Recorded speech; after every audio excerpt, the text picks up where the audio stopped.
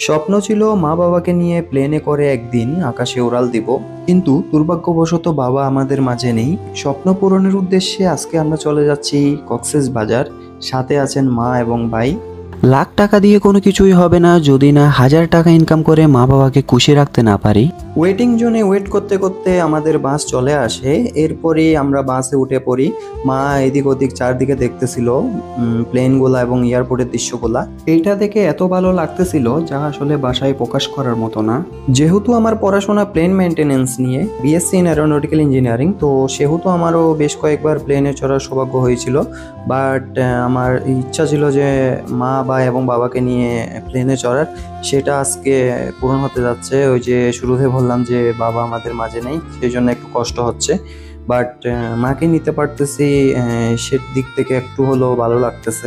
বাসে বসে এয়ারপোর্টের দৃশ্য দেখতে দেখতে অবশেষে চলে আসলাম যে প্লেনটা কক্সবাজার যাবে সেই প্লেনটার কাছে।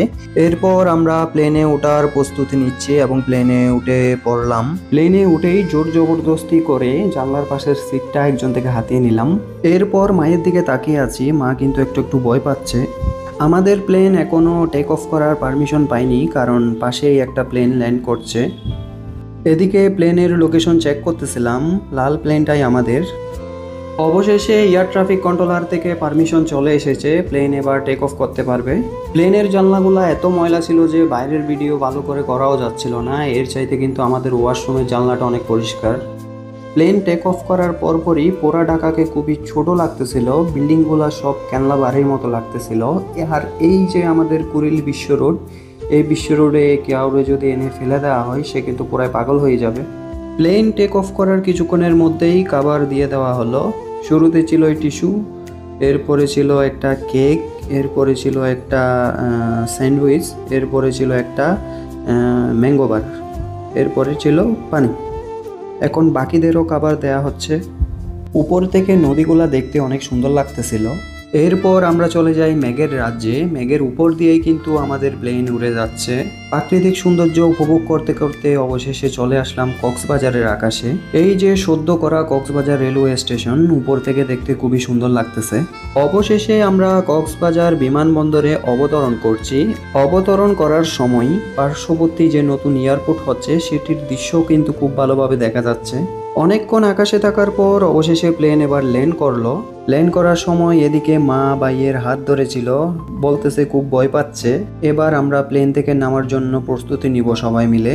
প্লেন থেকে নেমে এবার ছোট একটা ভিডিও করলাম, কিছু ছবি টবি তুললাম।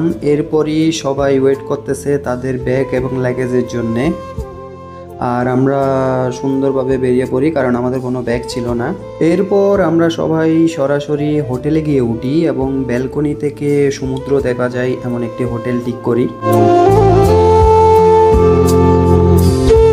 এরপর মা থেকে জিজ্ঞেস করলাম, মা প্লেনে চড়ে তোমার কেমন লাগলো? মা আমাকে বলে, আমি তো বাপের জন্মে কোনোদিন প্লেনে চড়তে পারি নাই, তুমি বাপ আমাকে চড়াইলা। প্লেনে চড়ে আমার অনেক অনেক ভালো লাগছে। একবার বলে ভয় পাই নাই, আরেকবার বলে ভয় পাইছে। এসব কথা শুনে শুনে আমি আর ভাই হাসতেছিলাম। হোটেলে কিছুক্ষণ বিরতি নেওয়ার পর আমরা চলে যাই সমুদ্র সৈকতে। সমুদ্র সৈকতের বিচে কিছুক্ষণ হাঁটাহাঁটি করার পর আমাদেরও নামার ইচ্ছে হলো, বাট বাইরে প্রচুর গরম ছিল। আর এদিকে মা কলা নিয়ে আমাদের ডাকছে খাওয়ার জন্যে। ছুটির দিন ছিল, তাই প্রচুর পরিমাণে মানুষ ছিল।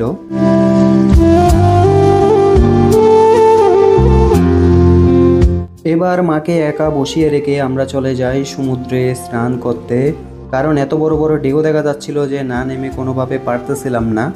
এরপর একটা স্পিড বোট ভাড়া করলাম। এই স্পিড বোটটা কিন্তু আমিই চালাচ্ছিলাম। বোটটা চালিয়ে চালিয়ে একদম যে মাছ ধরার নৌকাগুলা দেখতে পাচ্ছেন, ওই মাছ ধরার নৌকাগুলার ওইখানে চলে গিয়েছিলাম। এরপর আমরা চলে যাই ফিশ ওয়ার্ল্ডে, যেখানের মধ্যে কিন্তু সমুদ্রের যত রকমের মাছ আছে তার প্রায় বেশিরভাগ অংশই কিন্তু এই ইকুরিয়ামে আছে। এটা কিন্তু একটা ইকুরিয়াম হলেও এটার নাম দেওয়া হয়েছে ফিশ ওয়ার্ল্ড। এই ফিশ ওয়ার্ল্ডে আসলে আপনারা নানা রকম সামুদ্রিক শৈবাল, হাঙর, তারপর যে সামুদ্রিক যে মাছগুলো আছে ওগুলো খুব সুন্দরভাবে কাছ থেকে দেখতে পারবেন এবং দেখতে সবগুলো অনেক সুন্দর লাগতেছিল। ইকুরিয়ামের দ্বিতীয় তলায় মাছ দিয়ে পায়ের ট্রিটমেন্ট করা হচ্ছে। এই যে দেখতেছেন মাছ কিন্তু পায়ের ময়লাগুলা খাচ্ছে, এটাকে শর্টকাটে যেটা বলে মাছ দিয়ে পায়ের ট্রিটমেন্ট।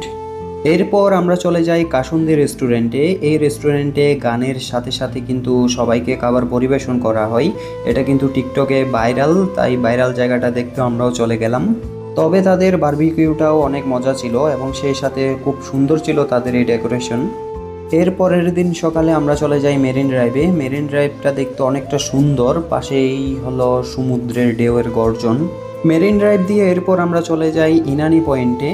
ইনানি পয়েন্টের জায়গাটা আসলে অনেক সুন্দর, এখানে মাছ ধরার ট্রলারগুলা কিন্তু এসে জমা হয়। এরপর আমরা সুন্দরতম ইনানি পয়েন্টের সৌন্দর্য উপভোগ করে এখান থেকে চলে যাই রামু বৌদ্ধ মন্দিরের পথে।